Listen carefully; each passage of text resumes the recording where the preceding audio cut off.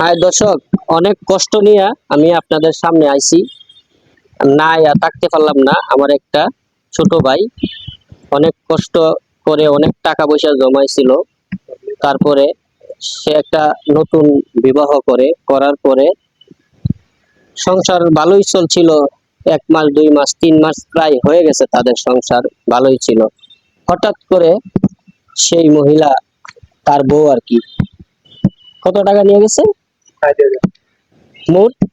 60,000 একটা ব্যাংক আসলো, মাটির ব্যাংক এতটুকু। আর কিছু ব্যাংকের মধ্যে কিছু টাকা আসলো, ওই ব্যাংকটা লইয়া গেছে গা। আর ঘরের ইয়া আসলো, ঘরে টাকা পয়সা আসলো, ও সব টাকা লইয়া গেছে গা। সোনার চুরি আসলো, নাকফুল আসলো সোনার, কানের দুল আসলো, সবগুলো লইয়া গেছে গা।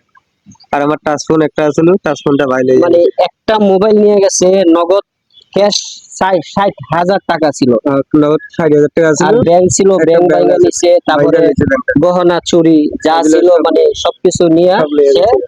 আরেকদিন মানে অন্য ছেলের সাথে গেছে নাকি এমনি ভাইয়া গেছে আর কোনটা? এমনি হঠাৎ করে যখন ভাইঙ্গা গেছে না, পেয়ে যাবে শনিবারে চলিয়া গেছে গা, কারণ খোঁজ খবর দেয়নি, সাড়ে মানে তিনটার সে দিকে। কোনো ঠিকানা বা কিছু সেমন কিছু কি জানো? না না, এখন জানি না আমি কোন জায়গায় গেছি, এখন আমি বলতে পারতেছি না তো এই এখন। দর্শক, আপনারা ভিডিওটা যারাই পাবেন, ভিডিওটার ভিতরে আমি তার মেয়েটার ছবি দিয়ে দিব। ওই ছবি হিসেবে যদি কেউ চিনবেন, ওই মেয়েটা যদি আপনারা চিনেন, তার নাম্বার দেওয়া থাকবে, ওই নাম্বারে কল করবেন।